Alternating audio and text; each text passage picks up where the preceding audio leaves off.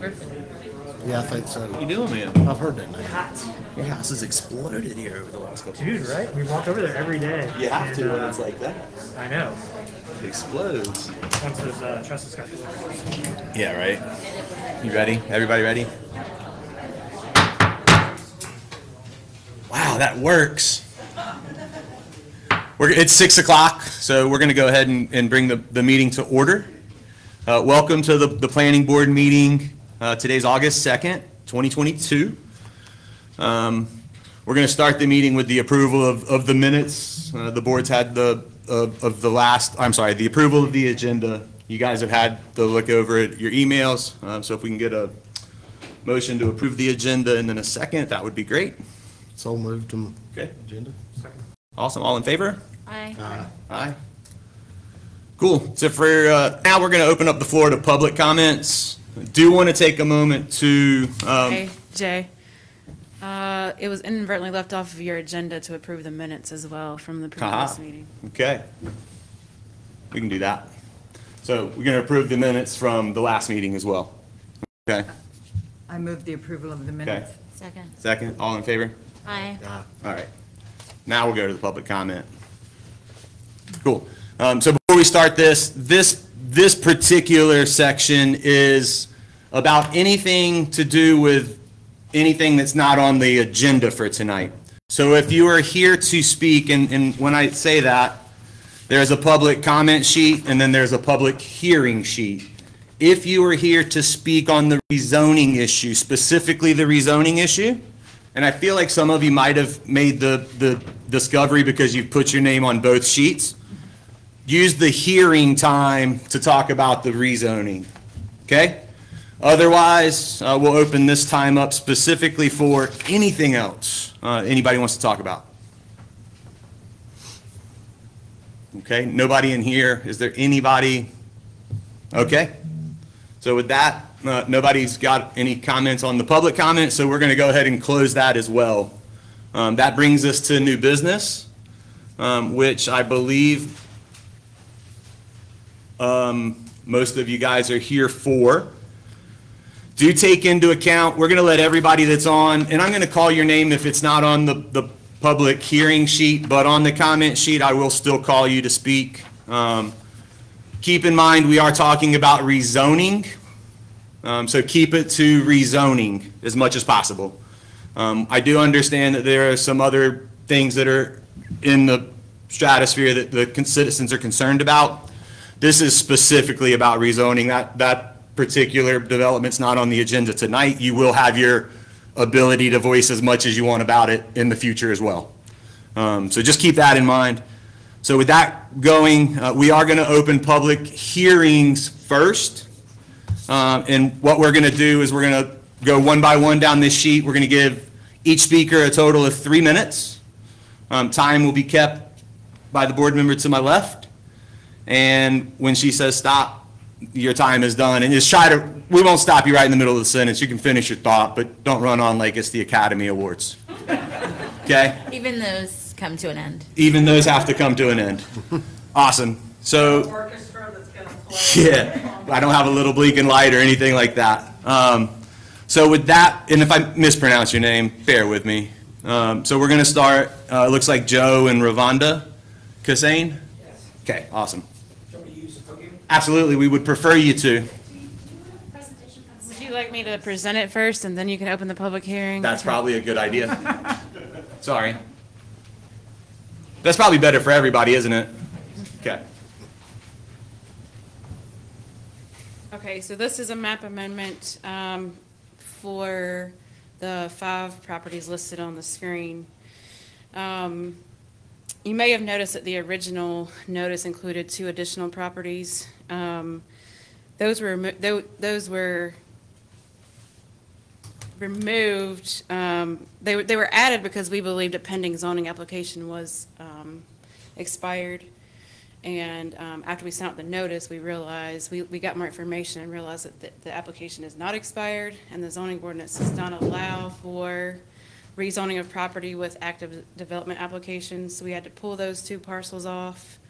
And instead of pulling the whole application, we decided to move forward with the 5 remaining parcels. This is a town-initiated rezoning application as well. So as you can see on the map here, if you can see it because of the sun, the parcels in question are denoted there in the existing Mountain Village area, the green area the arrows are pointing to. And if you'll notice, the parcels directly adjacent to the north of these parcels is zoned R21 presently, which is what we are recommending that this zoning be changed to for the 5 parcels in question. So staff recommends the rezoning and the consistency with the comprehensive plan because it's compatible with the infill development of the surrounding area, the ability to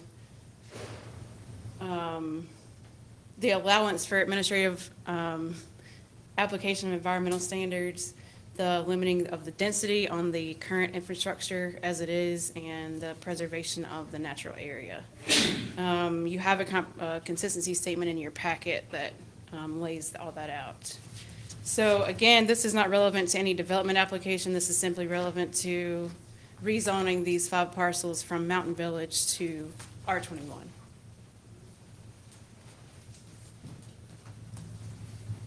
I'm just going to, hi, good evening. I'm Shannon Tuck, Town Manager, and been working with Adrian on this rezoning, which started as a town zoning study. All of the property that you see here in that sort of teal blue color was all part of the Sherwood Heights annexation area. And as Adrian explained, we had to drop out 2 of those parcels, but we're moving forward with the rezoning for the balance of the property. I wanted to mention, in addition to the R21 being the appropriate designation, because that's what's most directly adjacent, also much of this property, as you can see, is surrounded by Asheville or Buncombe County jurisdiction. And the lowest zoning designation, or the lowest density zoning designation in the city of Asheville is R2, which is 2 units an acre. It's actually a little bit more than 2 units an acre. That is consistent with R21 as well. So the existing development pattern and the existing zoning, both within the town as well as in our surrounding jurisdictions, the R21 seems to be the best fit. So that was something that we neglected to mention in our report. See if I got questions for the town. Okay, then with that, we will move forward now with the public hearing. First of all, thank you for the opportunity to address you all. I'd also like to thank you guys for your service. I know it's important to the community. My name is Joe Cassane. This is my wife, Ravonda. I have a home at 655 Altamont, so I'm in Asheville City. But this property, I think, that's being rezoned tonight abuts the back of my property, which is why I got notice and why I'm here. I'm here to voice the fact that I strongly support this rezoning. I want to commend the planning board for doing it and for looking into the factors that make it important. And, you know, I think those factors that you considered, and I'm hopeful were part of your consideration, were environmental, ecological, which is important to so many people in this community. There are also safety concerns that support this decision, including mudslides, including runoff, including things that could really be a detriment, not just downhill, but uphill as well. And I am uphill, but if you lose stability downhill, that's obviously a big concern of mine. And I think you took into consideration the infrastructure thing. By doing this, you know, it improves the ability of the existing infrastructure to handle things like traffic, water, sewer, things that are already in existence. Hopefully you considered in this the crime factor, because there are several studies across this country, recent studies at the university level, showing that short-term rentals, Airbnbs and such, have a tremendous impact on local crime, as homeowners are essentially becoming absent and transient residents are coming in. And, you know, it's not just concerned citizens saying it for effect. Northeastern University, and I was just discussing this with somebody else, released a recent study showing this direct correlation. So I'm thankful for all of those things and the fact that this work by you will prevent what I consider to be a significant disruption in the way this community has existed for decades and decades and decades. And I know change is certain and things don't always stay the same, but the fact that you've worked to maintain the existing integrity of this community, what it looks like, what it feels like, and what it should be, I applaud you for doing that. I am not going to speak on the other issues other than to say I strongly oppose, for all of the reason I just said, that short-term residential community, because everything I just said that was positive to what you've done will be have a negative correlation if this is allowed. And finally, I would just ask you to consider whether or not existing steep slope ordinances, when there is an amendment to an existing application, requires that that existing application be treated as a new application. And I would ask you to give careful consideration to that, as well as a planning board's right to insist on enforcement of ordinances when they go to issues that they've considered to be ones of safety and concern to the health and welfare of the community. Because I don't think any development, any application trumps that. If you have a clear and present safety concern that requires that this ordinance be enforced. Thank you. I was going to thank my mother and all the people. Thank you, Joe. All right, Ben, Irvin, you were the next contestant on The Price is Right.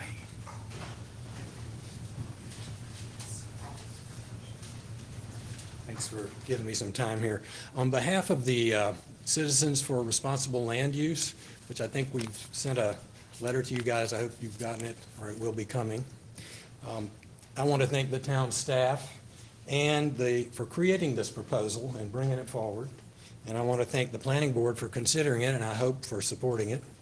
I'm not going to go into the reasons, but for the very reasons that Adrian cited in the documents she gave you, supporting why this proposal makes sense, we also believe that those things apply. And we believe for those reasons that the current Mountain Village zoning that applies to the property on this map is not appropriate for any of the 7 properties that it is going with right now.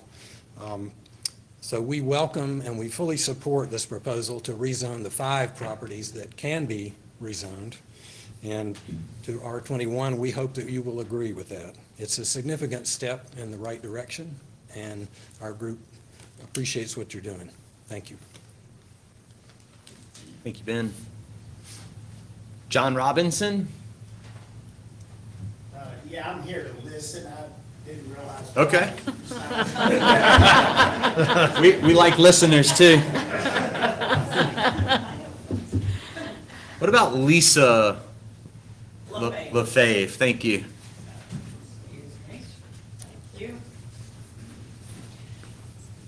So good evening, everyone. Probably have a lot of homeowners and neighbors over here, and I want to also echo the comments that Joe and others made, and thank you each for your service.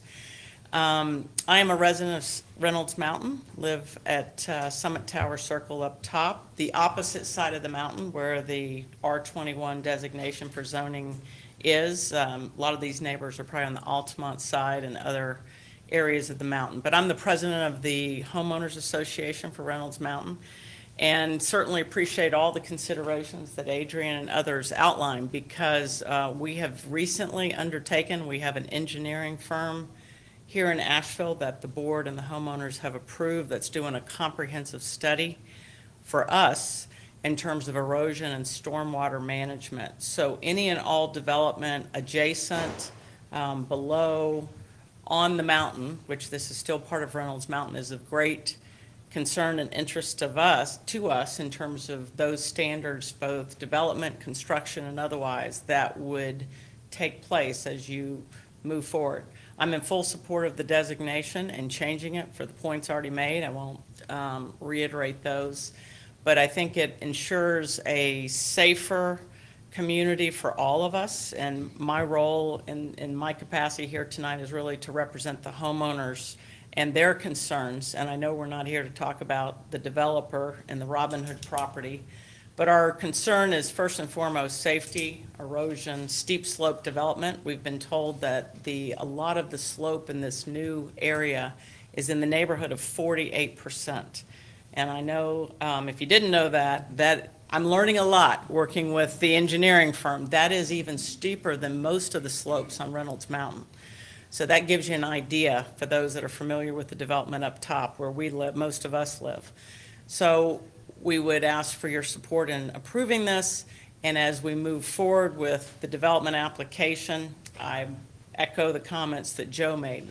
It's very important that there is not significant land disruption. We just were told by the engineering firm we hired that most of Reynolds Mountain, if you don't know, and I'm assuming you do, is at a moderate to high risk of landslide. And all it takes is a significant rain event in the way of a tropical storm, 5 inches or more rain in a 24-hour period adds substantially to the risk. So what's developed, the low-density development, is extremely important to us as property owners going forward. And then we look forward to when you schedule the hearing with the new developer, because I think you're going to need a bigger room. So thank you for your time and thank you for your service. Absolutely, thank you. Philip Cohen.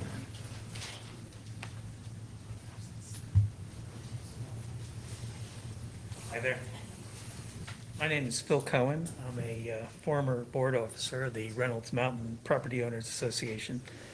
And I want to speak in support of your planning board's proposal to change the 5 parcels of land surrounding that proposed Robin Hood residential project from NV Mountain Village or mixed-use zoning to R21 zoning or single-family residence.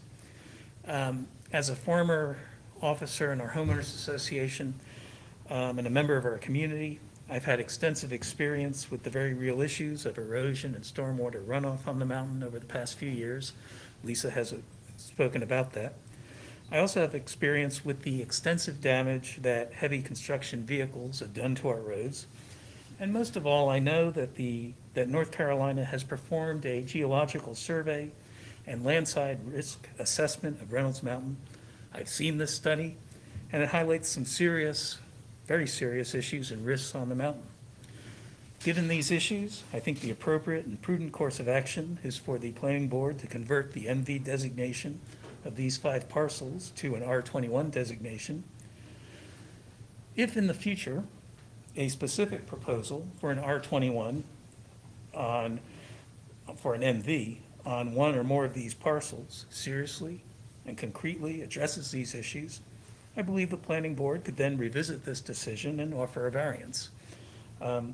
Thank you for giving me some time, and I'm done. Thanks. Appreciate it, Philip. Man, everybody's like, I don't look over to my left. Next, is it Elaine? I'm really just here to. Just to support Philip? Everything. Okay. Well, I'm not just Philip, but everybody that's spoken thus far. Okay. And to tell you that we really appreciate the R21 proposal, and I think it's the right thing for this neighborhood, given all the infrastructure issues and the problems with the mountain that exist today. Okey-doke. And then Jessica Bernstein.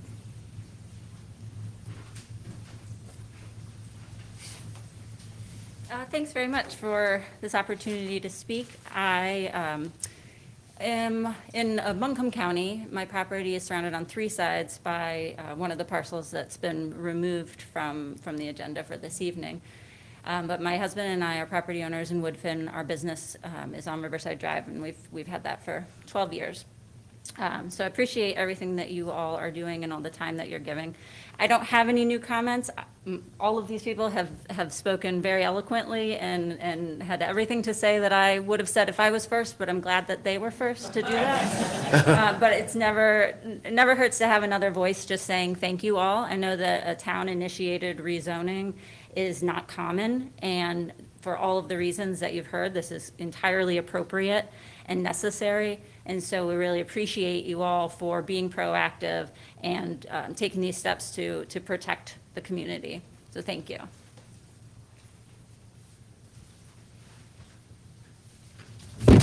So that's everybody that I had on my list, but that is not everybody in this room. We all good? So if nobody else is going to speak on the public hearing for the proposed zoning, if we've got any questions, we can ask those. If we are ready to vote on the proposal, we Close the public hearing. can do that, yeah. Okay, so with that, we're going to close the public hearing, and we will vote. Okey-doke. Anybody want to make a motion?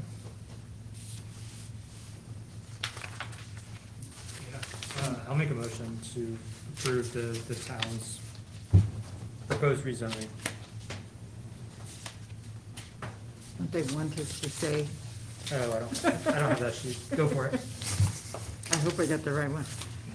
I move that the Town of Woodfin Planning Board, having considered the proposed ordinance amendments in relation to the comprehensive plan and finding the proposed ordinance amendments to be consistent with the comprehensive plan, recommend approval of the proposed ordinance amendments to the Board of Commissioners.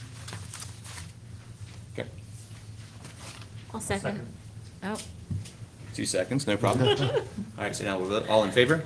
Aye. Okay, sounds like it's unanimous, so we will move forward on that item.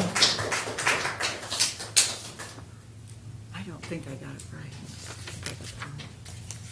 And then next, we will move to public hearing on text amendments. Jay? Yeah. I think it was misquoted in the motion as an ordinance amendment rather than a map amendment, so if we could Okay. change that.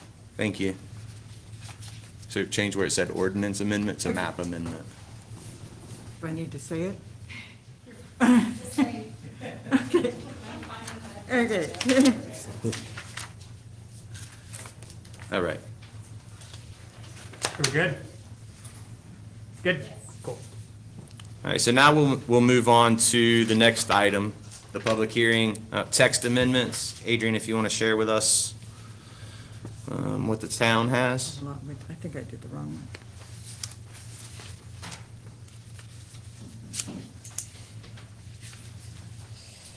So these are text amendments to the zoning ordinance, Articles 1 and 4, 1 and 5. Section 5410 and 54143 for clarification on lot width standards. There's some misunderstanding about what that looks like based on the way the ordinance is written now. So if you look at page 9 of your packet, if you have your packet, I provided what the ordinance will look like once if this amendment is approved. So right now, for example, in the R43 district, it's in the dimensional standards table, it's listed as minimum lot width at building line. And building line was causing some confusion on what that meant and where the lot width had to be. So we are recommending to remove the words building line from the tables, and so it would just be referenced as minimum lot width. And then we would add a definition to section 5410 definition section for lot width, to read the distance between the sidelines of a lot measured at the front setback line. So that would clarify where that width has to be. So again, back to R43, that 100-foot lot width minimum would be at the front setback line. So that is our proposed amendment to the zoning ordinance. Okay.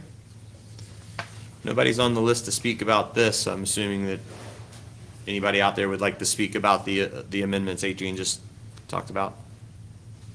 Okay, awesome. So we'll move forward with the proposed changes to these. Does anybody got any questions for Adrian on this? No. I think personally it looks pretty straightforward and certainly clarifying it makes it a little bit better for the future. So I am good. If we want to make a move to approve, we can. Yeah, so having reviewed the text amendments of the Town of Woodfin Code of Ordinances for amendments to the following sections of the zoning ordinance, Section 5410, definitions, Section 54-145 through 54-149, and 54-154 through 54-155, uses, district regulations and considerations, and having considered information from the planning staff of the Town of Woodfin and comments from other persons pursuant to 160D-604D, the Town of Woodfin Planning Board hereby adopts on the following motions effective August 2nd, 2022. I move, wait, is that right? Yep. Yeah, So then you're going to make the motion to yeah. adopt it. Mm-hmm. So I move to adopt the following resolution. Resolved, that the Town of Woodfin Planning Board finds the proposed text amendment is consistent with the Town of Woodfin Comprehensive Plan. The following reasons and other matters were considered in the deliberations of the Town of Woodfin Planning Board with respect to this motion. 1, the proposed text amendment is reasonable considering the potential benefits to development of the Town of Woodfin and surrounding community. And 2, the proposed text amendment advances the public health, safety, and welfare of the Town of Woodfin. Does anybody want to second that long one? Second. Cool. All in favor? Aye. Whoever second it has it easy. So it looks like that one. Sorry, another friendly amendment. This will not be a resolution, it will be an ordinance, so I think we got stuff mixed up. So just if that's acceptable to you all, we'll just amend that motion to be supporting an ordinance to the Board of Commissioners. Yes. Gotcha.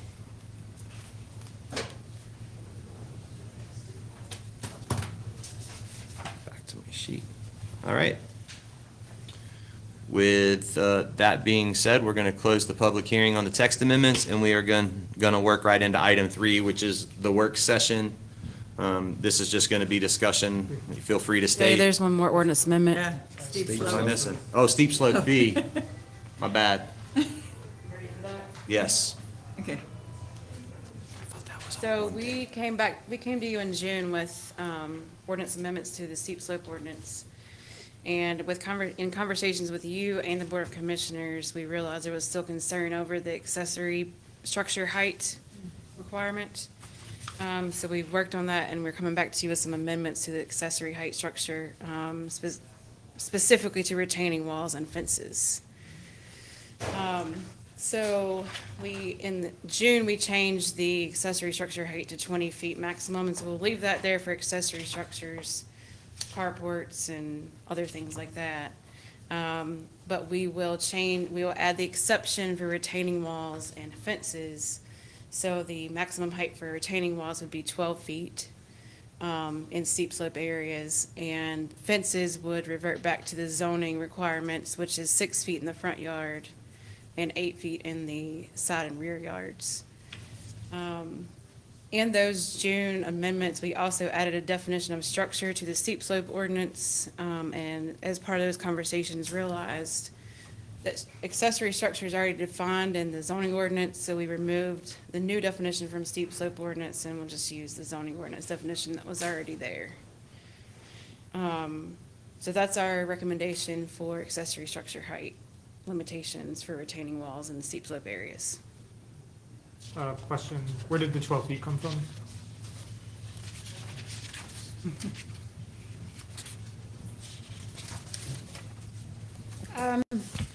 There's not a hard and fast rule about 12 feet. We understood that there was concern with walls being as high as 20 feet. And so we were looking for a number that was less than 20. And then just based on experience, general survey of retaining walls that are adjacent to roads or associated with residential development, 12 seems to be kind of the sweet spot, but it could be adjusted. Okay, thanks. Anybody else? Any public hearing out there that would like to comment on this particular section? I have a question. Okay. Accessory structures shall not exceed 20 feet in height. Curiously, we've had a couple people on the mountain building tree houses. And I wondered if a tree house if the height of a tree house includes just the structure or part of the tree that the structure sits up in? So if it is a treehouse that requires a building permit, then it would be limited to the 20-foot. If it is a treehouse that doesn't require a building permit, then it wouldn't be limited. Great, thanks. Anybody else? Good question. That's a great question. All right, then we'll move. Can I just point out something really quick? If you're gonna vote to approve. that Ordinance or it's- resolution? Yep. Yeah, cool. I was gonna ask that question before we did it. Thanks. Would anybody like to make a motion to approve the ordinance?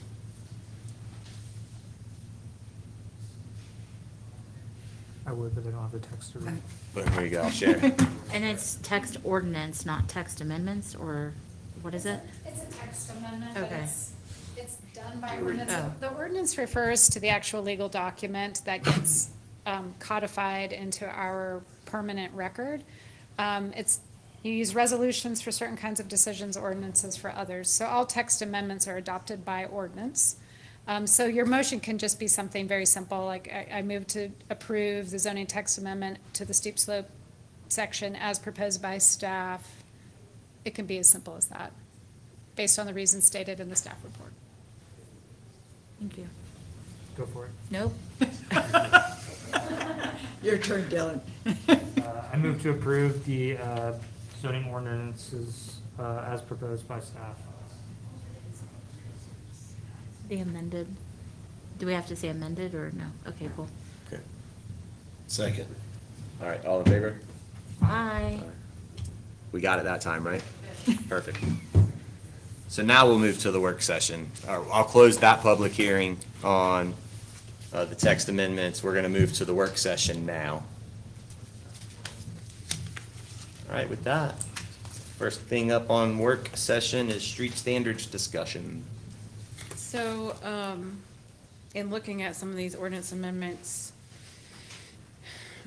we realized that we needed a little bit more feedback on what those changes needed to look like from you guys before we bring a formal amendment. So we just wanted to kind of talk through some of the things we were looking at, really relevant to the subdivision ordinance. And so I'll just, the first thing we will talk about is public and private streets. Shannon and I are working on a street acceptance policy that kind of goes hand in hand with these amendments, and so I'll just dive right into it. So the amendments that are under consideration are that we require all new roads to be built to a public standard, meaning public and private. Publicly accepted or private roads would be built to that public standard. And the current standards, and would continue to be the standards, are the NCDOT subdivision roads standards and the manual they have. So we continue to use those, and those are an 18-foot wide pavement, 45-foot wide right-of-way, and 18% maximum grade. So we would keep those standards for new construction.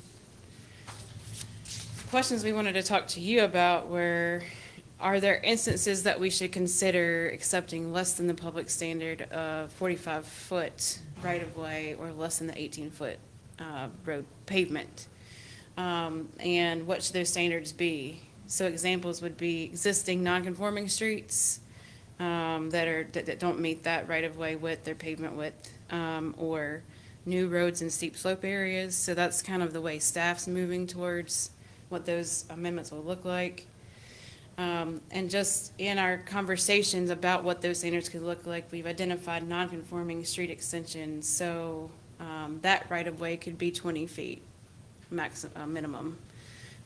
Pavement width of 16 feet instead of 18 feet. And then adding a minimum shoulder width of 2 feet for existing non-conforming streets. And then steep slope areas, we could lower the right-of-way to 32 feet, but still require that 18-foot pavement width and not add a minimum shoulder width based on the topography or how, that may not work in those areas. So that's kind of the way staff's leaning towards amending the standards for streets, existing and new. So we just wanted to kind of have that this is what we're thinking. Do you have thoughts on which direction we're headed with that? Well, personally, I would like to see Woodfin continuing to upgrade everything we do. And I'd be interested in hearing from people who know more about what these non-conforming possibilities would be, what that would really mean, because I would support sticking with the North Carolina standards. So what it means is you have, and there's several of these in Woodfin. It's an existing street that's privately maintained, that's doesn't have enough land to do the 45, to adhere to the 45-foot right-of-way or the 18 feet. But it's an existing street, because isn't the Right. first question It's an all existing new? street. Yeah, so should we not answer new versus existing as two separate conversations? Because you do have limitations on anything that's existing. I'm Well, sure. that's what we are doing. So Yeah. so we would require new streets to meet that Everything. standard, yes. But a private too? Because I thought we were on, A private too. okay, all right, so that's done, okay. What we're asking is about existing streets, basically, Much more complicated. which is why we're asking you. Yeah, boy. Yeah, so subdividing, things like that all come into play if it's multiple parcels.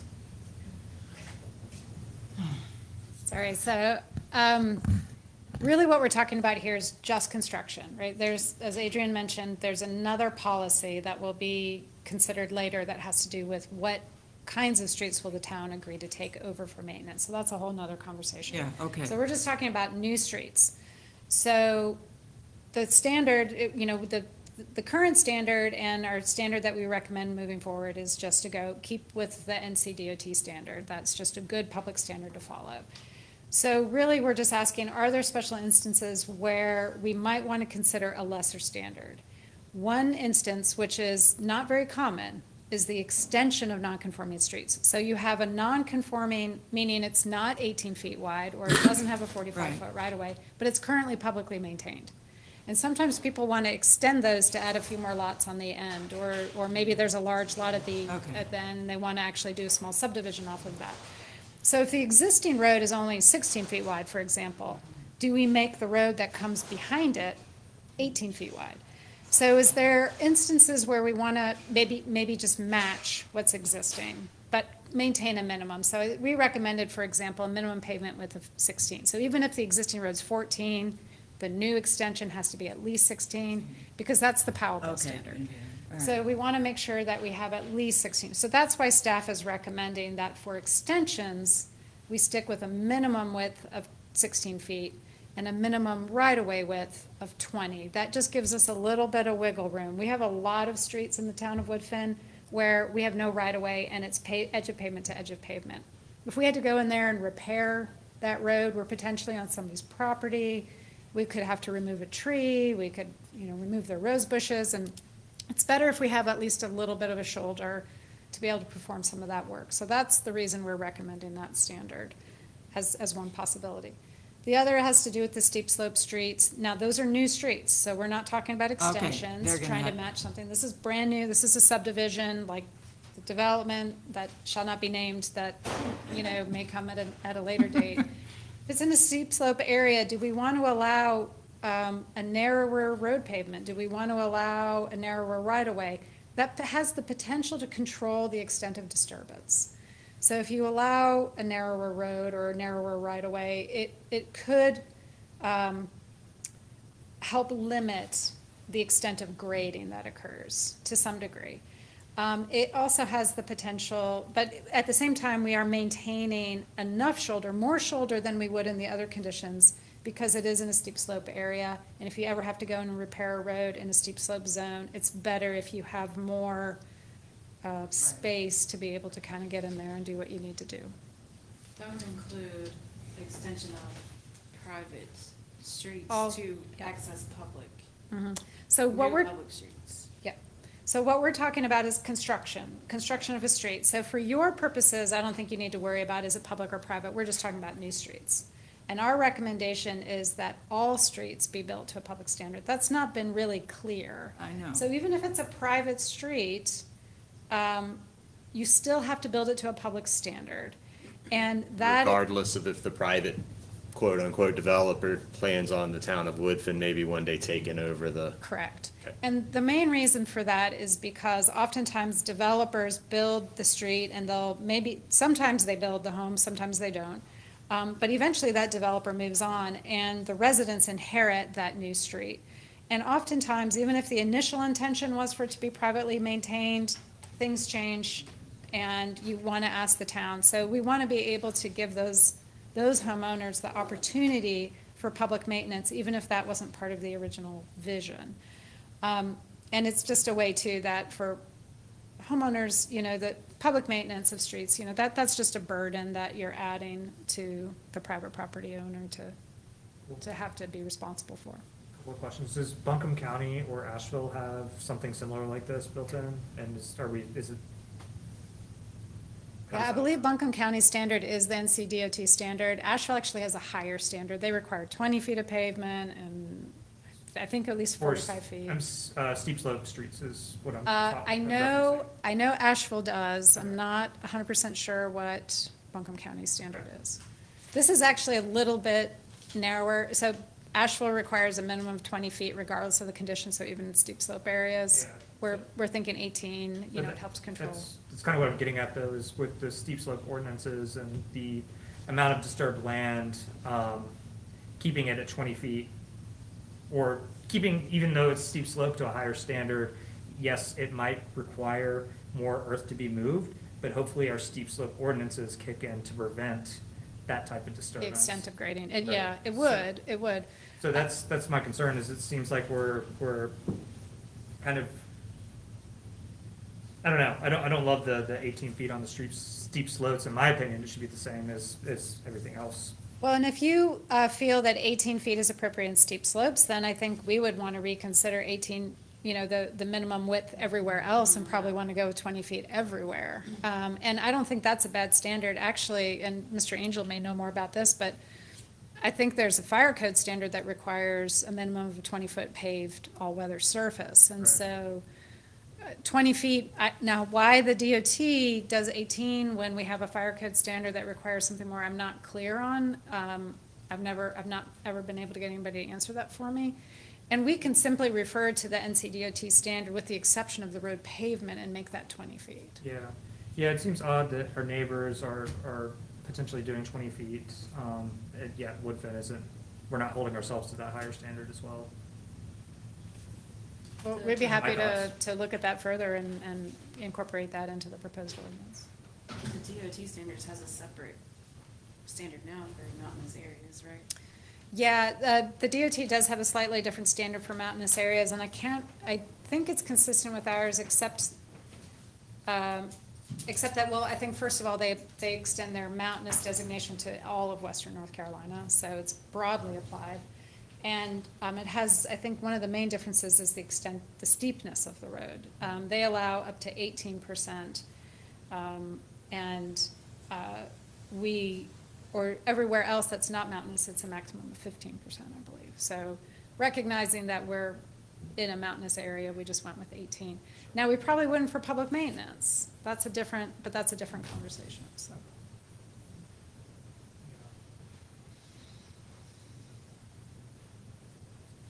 So you would like us to look at making a stricter standard than what DOT requires Yeah, I think so. For pavement width. Yeah, for pavement width, especially as our neighboring municipalities have a higher standard. Like I think Woodfin can strive to meet that. in the same pavement width standard across the board? Yeah. Okay. I agree with that, just because what I was thinking was just for safety. There's a lot of different roads in Woodfin, a lot of dead ends, and more people are moving here and visiting that aren't familiar with tight roads and how to navigate around and culverts and all of those things. And so the first thing that ran through my mind was like, it would just be better to widen them all the same, and that way we're like, we're moving our standards with growth and with changes.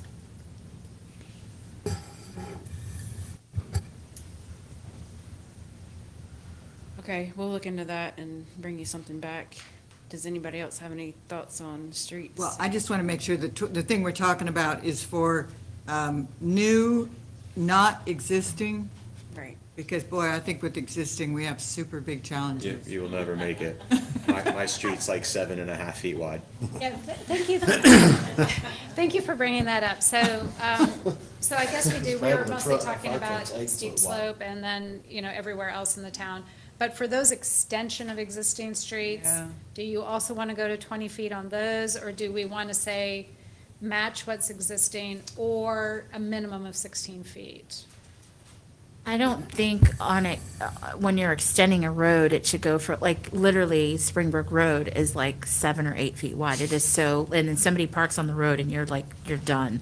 So, and then add speeding to it, and that's a whole nother issue. So just because I'm experiencing it, I feel like if we go from like 7 or 8 feet wide to 20 at the end of the road, it creates another problem. So I think I'd like to see that.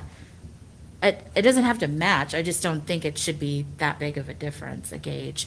Like there has to be some, no more than so many feet wider than the existing road or something like that. It's like you need engineers at the time with a specific case to figure out what you could do effectively.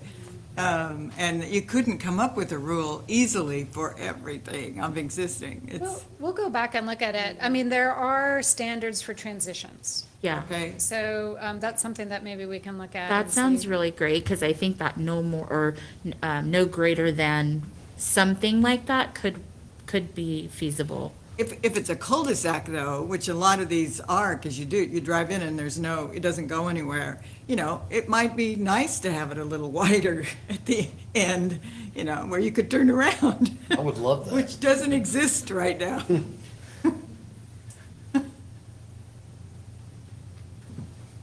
So I have one more clarifying question. So that 2-foot shoulder, is that 2 on each side, 1 on each side?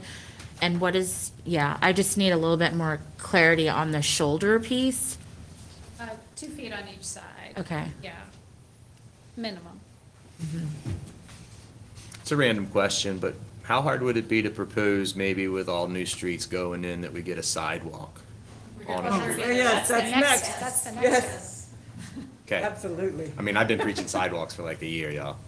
Maybe longer. I've been preaching sidewalks for a long time. All existing streets. And then years.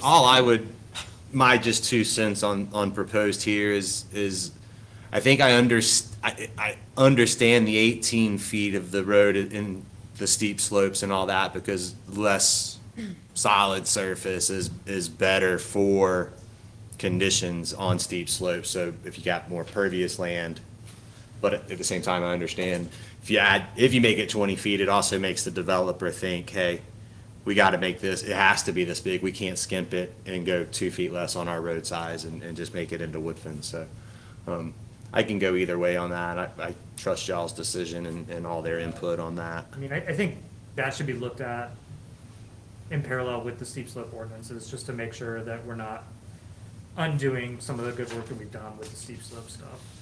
It actually wouldn't change anything with the steep slope. What it would do is if you require more, well, I mean, you are still requiring right-of-way on either side. So I don't know that going from 18 feet to 20 feet is going to have a huge appreciable difference on the extent of grading. Right. But the extent of grading is capped out based on the existing conditions. So worst-case scenario, a little bit more of their grading allowance goes to the road than it would to home construction. That's kind of the trade-off. Okay. I'm good with that trade-off.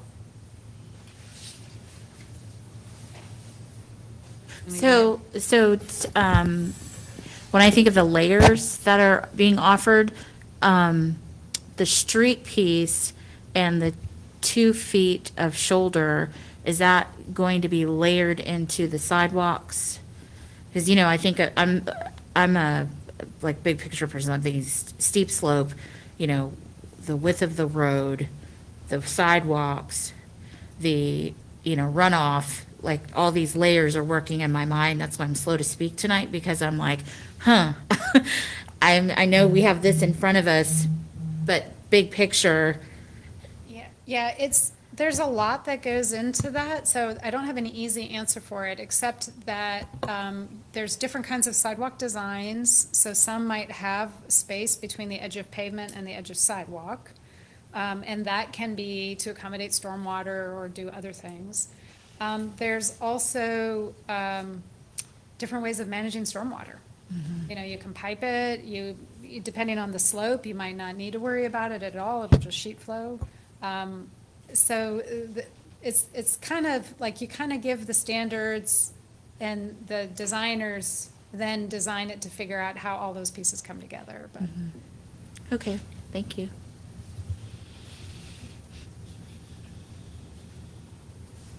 Any other questions about streets?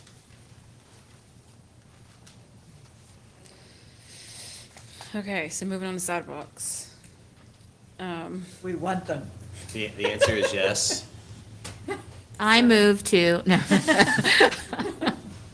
So the amendments under consideration, again, as you're aware, 160D requires that any standards that allow for administrative review be non-discretionary. And the language in the ordinance as written now has some discretion, like may require, words like that are used. So there's some changes that we'll have to make for that purpose. So those are amendments that we're working on. But we're looking towards requiring sidewalks for certain size projects or in certain locations or in certain zoning areas. We're looking to establish a construction standard. So what we've come up with initially is a 5-foot width with a minimum 3 to 8 foot buffer depending on the speed of the road. So the buffer may be less for like a Jonestown road versus a higher buffer for Weaverville Highway kind of thing. Maybe looking at 25, 35, 45 miles an hour and what that buffer needs to look like. We're also leaning towards allowing them not only in the right of way, but also on private property with a public maintenance easement, as was mentioned in the street conversation. Some of our right of ways are from edge of pavement to edge of pavement, so a sidewalk wouldn't work there. So adding that option for private property with a maintenance easement is something we'd like to include with the standards. And then we're also thinking about allowing alternatives to building sidewalks, such as if there's a greenway there or having been funded on the parcel, not requiring the sidewalks then, or if they're in a steep slope area. So that's not true. Or if there's low traffic volume. So lower utilized areas, maybe we wouldn't require sidewalks. It's just something we're thinking about doing. So How do you determine what a lower utilized? right. So we would have to define what that means. And first thing I think of is the elementary school or the town of Woodfin office.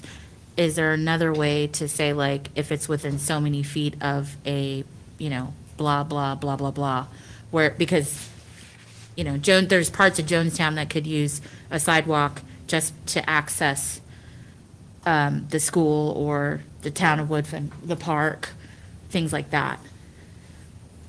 It'd be a whole lot safer than what it is now. Yeah. That's terrible right now.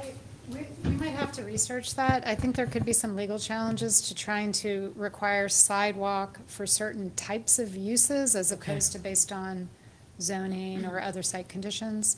But let me look into that. Okay. Should we just answer these questions?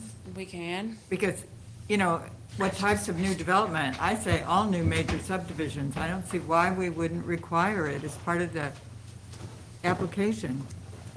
So a major subdivision is going to be anything that's over 5 lots.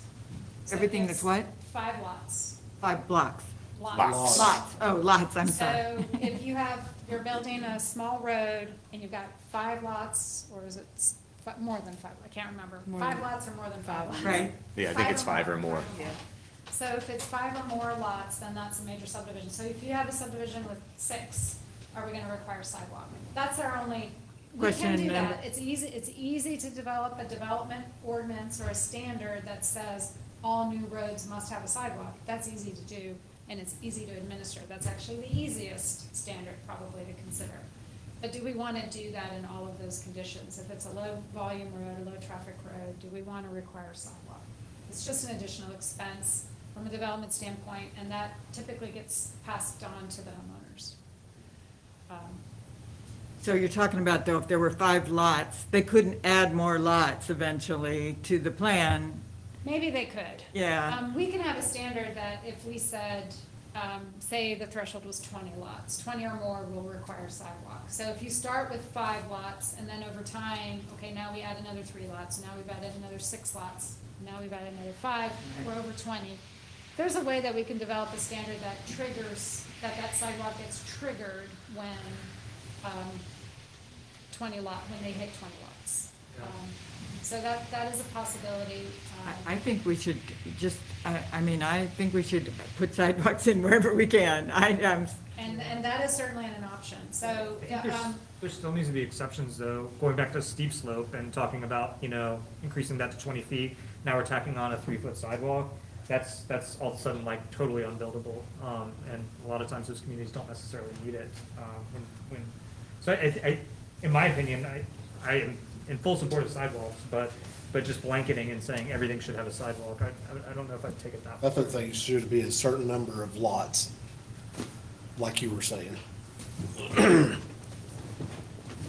Well, the second question on should they be required along certain roads, Riverside Drive would be so much better if you could walk parts of it instead of being fearful for your life. Train tracks. I would not want to walk Riverside Drive if there's a sidewalk or not down there.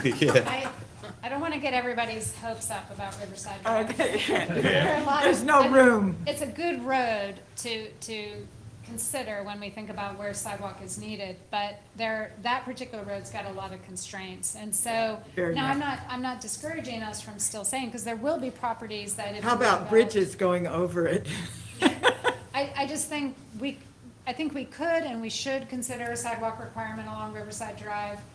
We just will probably have some Board of Adjustment variances seeking exceptions because of the constraints. We've got a railroad there, we've got really steep. Right. I was gonna say, wouldn't it go into what you guys were talking about too, is whether or not it's close to a greenway or something, because Woodfin's, for the most part, most of Riverside Drive and Woodfin will theoretically be on that greenway. Not theoretically. Well, it's not here yet. I'm hoping, I've been paying taxes for it for a long time, I'm ready for it to be here.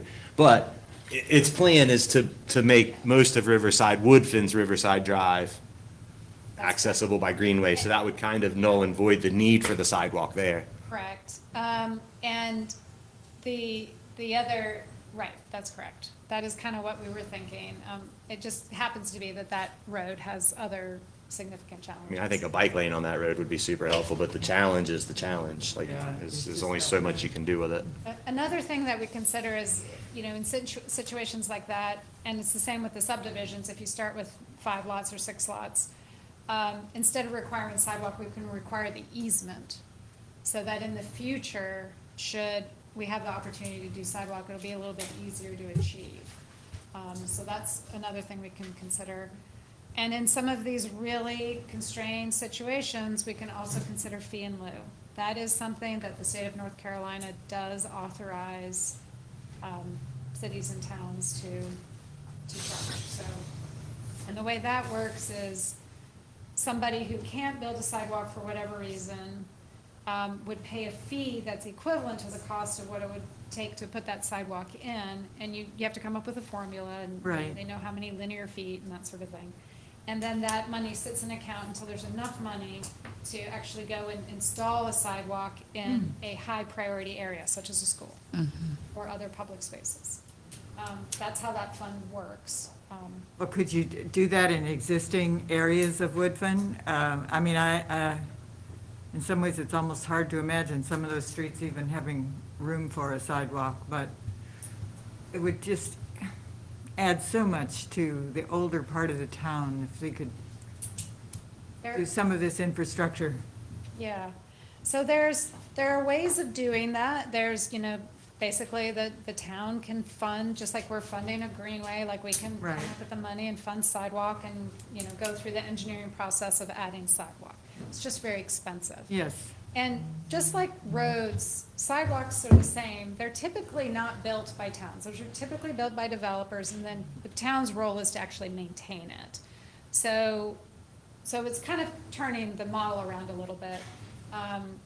But it is a possibility. That is something that can be considered. Assessments is another thing that some cities do. That's pretty bold, though. That's a bold move to assign, a cost, or a fee to homeowners just because you're gonna put a sidewalk in. And most cities won't go that far, but some have. How It's does, interesting to, oh, sorry. no, please, go ahead. I think it's interesting to think about. I mean, I know you said it's non-traditional for Woodfin to fund that stuff, but we look at areas like Weaverville Highway or Riverside Drive or even Jonestown Road, right? That'll never get a sidewalk if we're waiting for developers to do that. Those areas are the areas in Woodfin that have already been developed, that have the most high traffic, that have the families, that has the infrastructures like schools and playgrounds. And if we're gonna, as a town, sit here and say, well, we're gonna wait on developers to build all the sidewalks, we'll never see a sidewalk in some of these places where they're probably needed most right now. At Yeah. Johnstown would be wonderful. Very true. I think the effort here is to introduce a standard into the ordinance for new developments that we don't have now. We got us all So- excited. Yeah, you got us excited, Adrian. I mean, even if we develop a standard and we go to do a Jonestown Road 5 years from now, if we have pieces of sidewalk, that's just less that the taxpayers have to shell out for those, to fill the gaps. Sure. So that's, that is one thing, you all just have to brace yourselves for, is if we go down this path and we adopt standards, you're gonna have pieces, or, pieces of, the sidewalk to nowhere criticism that you hear. And you have to just try to encourage that future vision that eventually we're gonna connect all these segments of sidewalk. How does multimodal, specifically sidewalks, fit into the comprehensive plan? Because for me, again, big picture, I'm like, it's nice to dissect and go through these things, but like my brain, I'm stuck. I'm like, okay, I only want to really layer in what's going to actually all work together. Yeah. And so, will you help me out there a little bit? Sure. So our current comprehensive plan isn't super detailed. Comprehensive, How, right, yeah. how it feels about multimodal. However, we are in our comprehensive planning update process, and we can, we're getting some insight from all of the feedback that we've already received, that pedestrian connections, sidewalk connections, these are high priorities. So normally you would wait until you go through the comprehensive planning process to understand what the vision and the goals are. And then you would come and do all of your development amendments that would help fulfill that vision. In this particular case, we know it's going to be a while before that plan gets completed and adopted. And we know enough from the input that we know that this is going to be a goal that's going to be identified in the plan. So we have a high level of confidence that going ahead and developing a standard now for sidewalks would be appropriate. Multimodal, includes a lot of things. We have a greenway that's being planned right now, or it's beyond being planned. It's funded, and now they're working on the alignment. So we will hopefully see construction of that start in the next year. Sidewalks is another piece of that, multimodal transportation system. So there will be more greenway discussions, I'm certain, and, sidewalk is just one piece of this now. Thank you. So my other question is, I know you know this about me, but I am a lighting freak, right? You know that. So sidewalks and lighting are like, good friends. And so is there like corridor conversation that is, I might be going in a different direction, but with regard to this ordinance, is it an ordinance that we're talking about? Okay. Lighting and corridors, and is there any room for that, or are we just talking sidewalks? Because my concern is, one of the reasons why I like Woodfin is because it's really dark, in certain places at night you can see the stars, it's lovely, right? You start adding sidewalks and we don't have the infrastructure for lighting, or they're, here, there, and kind of, not all connected, we get into some danger zones. So I don't know if there's a way to like outline priorities in sidewalks besides in new development. I'm not trying to change the direction or the trajectory of the conversation. I just really need to understand what we're saying here. Well, yeah, so you made me realize in your comment that we probably should have clarified that when we talk about sidewalk, what we're talking about is the publicly maintained sidewalk, so the sidewalk that would be along streets. And those sidewalks are typically lit by the existing street lighting. That's the most common scenario that you see. We have a lot of other sidewalk that runs through private property. We call them sidewalks because they resemble sidewalks, they're concrete, but they're really more probably walkways is probably the more appropriate term. That run in front of businesses or between buildings or from a door to a parking area. Those are really walkways, not really sidewalks, but they have a lot of the same, they look like sidewalks. And those are lit by a different set of standards. Those are lit by the standard for basically parking lot or site lighting. So I would have to go back, not anticipating this question exactly. I should have. You should have, you know me. I'll have to go back and look at the town's lighting ordinance and just see, where the overlap is. Okay, thank you. So let me ask a little more pointed question. So there's two directions we could go when it comes to commercial development. We could say all new commercial developments require sidewalk. Or we could say just developments of a certain size are required sidewalk. I would recommend not going with all commercial development because, a little tiny barber shop, you don't necessarily want to make them put a sidewalk in. So you probably want to establish a threshold, all new development that's over a certain size or a certain number of units. Isn't a lot of what we're talking about Weaverville Road when you speak like that? Yeah. I think most of that probably would trigger, if it were to be built construction new today, it might reach that. So we could say lots of a certain size or buildings of a certain size or subdivisions of a certain number of lots. Certain number of units, we would require that sidewalk. So that sounds, I get where you're headed with that, but that sounds a little backwards because a barber shop is a place that people may want to walk, but a U-Haul holding facility isn't, no one wants to walk beside that, right? So in a way, encouraging those smaller businesses to make it more walkable, to bring the community together. I get where your head's at though, in saying that, you don't want to pass the cost on to these small businesses, but at the same time, those small businesses benefit the most from things like sidewalks. It is, we can't require, as I mentioned earlier with the other standards, we probably can't require sidewalk based on use. Sure.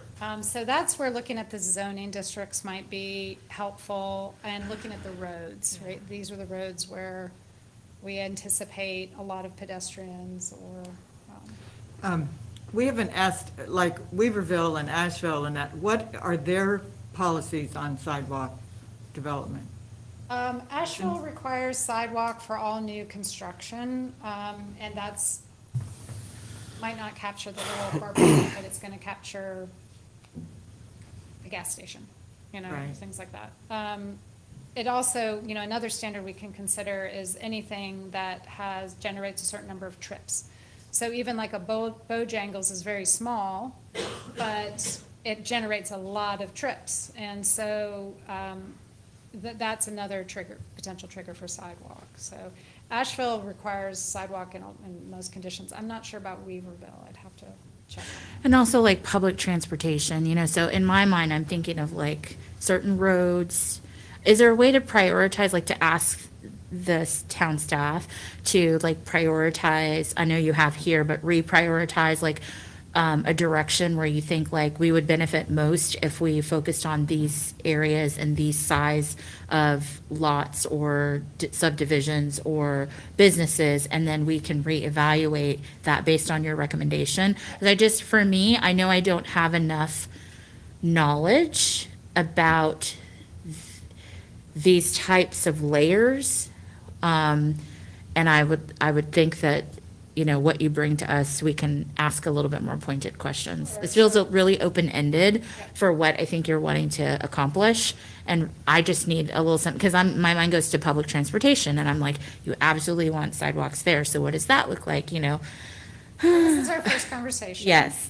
So we can come back with some more analysis and, a more specific proposed standard for your consideration, and then we can continue the conversation. Another thing I just thought about was when we introduced conditional zoning, we added standards to that would trigger the conditional zoning if the development was large, residential or commercial. And we have those standards in the ordinance, we could look back at that to see if that would match up with where we require sidewalks. So we can do that and bring you something back next month. Thank you. Anybody else? As you can see, we're excited about sidewalks, so we're willing Here to. too. Yeah, we're willing to work with you on some sidewalks, stuff like that for sure. And I like the funding, what did you? Fee in lieu. Fee in lieu. I just want to note that, yes.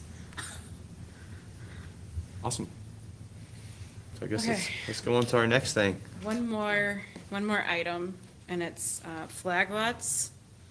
So that may be a new concept to you.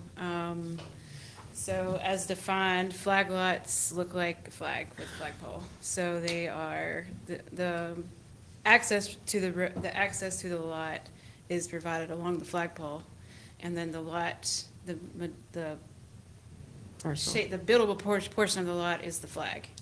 And so, as you can see from the examples that we provided here, it causes some issues, access problems, and just disarray of development.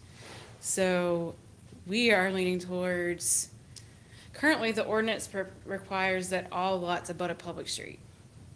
But that's as far as the ordinance goes about access or street frontage. So this is one of the ways we're trying to address that. So we're moving towards not allowing flag lots in major subdivisions, but clarifying that minor subdivisions don't have to abut that public street. They don't have to meet that standard. The lots can be accessed through a shared access easement. And we're also looking at adding a standard that requires a minimum amount of space between driveways.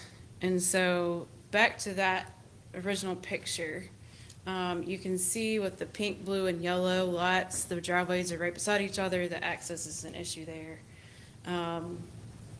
It's just chaotic. There's no rhyme or reason to the development. And so if we were to amend the ordinance as we are suggesting, then those lots, the yellow, blue, and green lots here on the left, become what's on the right. So Did somebody actually do that in Woodfin? Like, is that an somebody do flag actual? lots? The picture you just posted? No, I don't think that's from Woodfin, but there's similar lots in Woodfin. Because as soon as I looked at it, this was the smartest thing to do.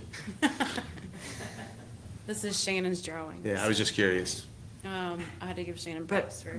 But they probably have been created when development already exists and somebody just wants to add. Well, yeah. Trust me, I'm super familiar with a flag lot. So in this example, the development on the right is 6 lots, so that would be more than a minor subdivision, but the front 2 lots don't count because they abut a public street. So it wouldn't be part of the equation, which would allow the access easement to the back 4 lots. And the access is better, the development makes more sense. And so that's what we hope to bring back to you next month is removing flag lots as an option and adding I think Shannon has. So is that point, does it become a road? No. Okay, just asking. Yeah, so this is the light exception, right? This is the minor subdivision exception. If you're less than 5 lots, we're gonna let you get by with less road infrastructure because you're generating so little traffic. That's the idea behind it. But we were talking about sidewalks earlier. If we ever put a sidewalk along that main road, you don't wanna have 1, 2, 3, 4, 5, 6 driveways, interrupting that sidewalk and having cars coming out and having those driveways be right up next to each other.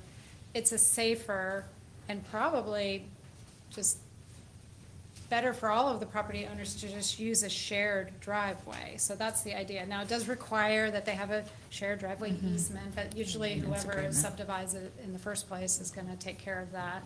It actually allows for the lots to be a little bit larger, 'cause More you don't- affordable? More affordable? It could be more affordable. Instead of like 4 or 5 different people maintaining their own driveway, they all share maintaining one driveway. It gives the 2 properties on the front the ability to access a shared driveway, also for secondary, like if you wanted to get to the back of that property. So they can, if that road's busy and they don't want to come pull in and out on that busy road and they want to come in on the side road, then, you know, that's an option, or off of the driveway. So it just gives you a little bit more flexibility.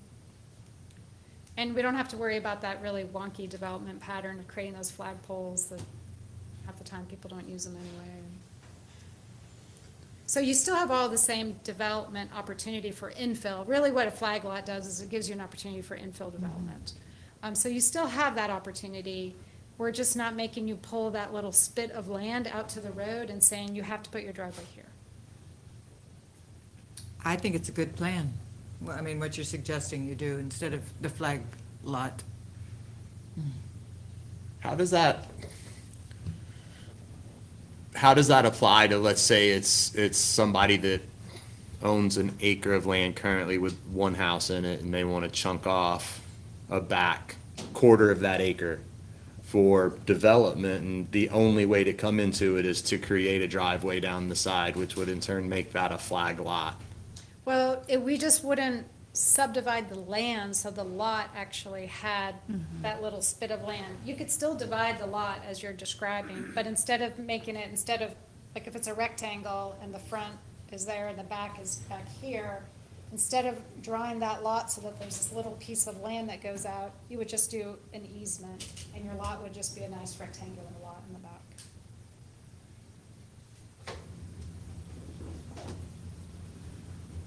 If I could point. No, I totally get it. I know exactly what you're talking about, and I think personally, and as for the crowd that doesn't know me, I'm a real estate agent. So as a real estate agent, I think a person's property value is probably a little bit greater if they have a designated driveway versus a recorded easement or right-of-way. So when you go to sell that lot in the future, things happen, easements disappear, right-of-ways disappear. You don't have to discover who owns the driveway or who, in sense. We would require the easement to be part of the plat. So there should always be a discoverable record of I would that hope easement so. in that I mean, plat. But you're still pouring a driveway on it, and You still have the exact, like, Yeah. On the ground, you wouldn't notice a bit of difference.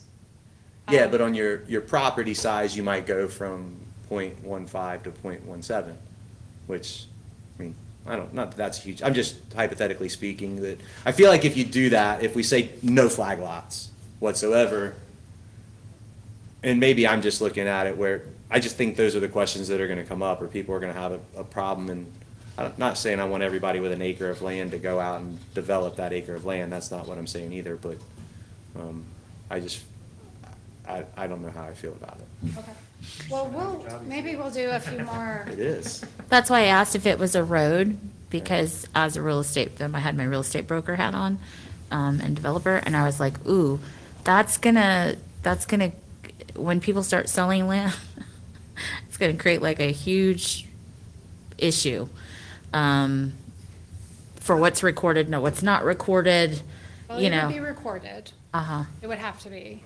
It would be a recorded easement. And the difference between an easement and a right-of-way is, there really isn't a huge difference. They both convey access Yeah. across Uh-huh. land, Yeah. so just kind of different names for almost the same thing. So it still achieves access equal to a road. So there shouldn't be any concern about that going away or anything along those lines. But what it doesn't do, though, is it doesn't give you your own personal driveway. Right. Out to that main road. You would have to share it. But Right, but so in I'm that gonna- case, it acts more like a secondary road. And so with my real estate hat on, sorry, Shannon, to interrupt you, what I was thinking, this is literally what I was thinking. oh, this is going to be a nightmare for lenders, like for conventional or other types of loans, because sometimes that's one of the requirements when people start transferring property is like these little nuances. It happened recently in a deal I was doing where there wasn't like an actual, it didn't matter that there was a right of way, they wanted a driveway. So it just, I don't know. Yeah, I mean, we have a ton of lots that do not have access, and they transfer Yeah. ownership every day, all day long. Yeah, I So hear you. I don't know that, Well, my experience is different, right? Yeah, So, yeah. I mean, I get it, but not Yeah. everybody has the same equitable. yeah. Well, so here's the other consideration from a land use perspective, why we prefer the option on the right to the one on the left, is that today, that 5-acre lot may only be 3 1.6-acre lots. But if we do something that has a more shared easement like this, there's the opportunity that that can be extended and allow for future subdivision, you know, down the road. If you do the flag lots, you can't do that unless you get all of those property owners to I agree. love this option for 5 to 6 lots, something like that. I'm thinking more about the one lot, the one-offs where people are cutting their property in half or, you know, cutting a third to do something else too and just, Let me I can look up some examples. I can see the Yeah. benefit of it. I just, in my brain in terms of like she's saying, for us on an every day, we're hunting deeds and records and things, trying to make sure that people have access to the properties. Because with conventional lending or any sort of governmental lending, they want access to the property and they want a maintenance agreement. So even if you require the developer to do this, I think you have to require it also carry a road maintenance agreement Yep. along with it to the properties. Because if it's not there, then Yep. the people in the back, when they go to sell the property, and I hate to say it, the appraiser is going to come through and they're going to go, who's got the maintenance of the road? And if it's not spelled out to the T, then there's a lot more hoops to jump through later. I'm not saying it can't be done by any means. Won't be It just done. makes it harder. Yeah. I love this example for 6 lots though versus the flag lot like you have it for sure. It's just missing things, like you said so eloquently, it's missing things to make it like turnkey. I think it's like, I'm not against it, I like it, makes sense, but in a practical, like execution side of it, I'm like, oh my goodness, this is gonna be hours of telling appraisers and lenders why, you know, and running around to neighbors, making sure there's a road maintenance agreement and all the things. So it just needs like maybe a couple more layers. We'll continue to. But we're working in a good direction. That's what it's about, right? That's what this meeting is about. That's what this is. Cool. Anybody else on flag lots? Okay, That's all I had for tonight. you sure? I'm We can sure. keep going. No, good. You can. Do you got a motion for me? I'll make a motion we adjourn. What, not yet, because I've got to close this portion Okay, of go this ahead. hearing, the work session. We're going to close it up. Unless anybody else has anything else to say, we're going to try and book in this meeting and head on out to dinner. So Jeff, now you. I'll make a motion we adjourn. Second, all in favor? Aye. Awesome. Thanks for coming out, guys, and being so respectful of y'all's time and ours. One of these days.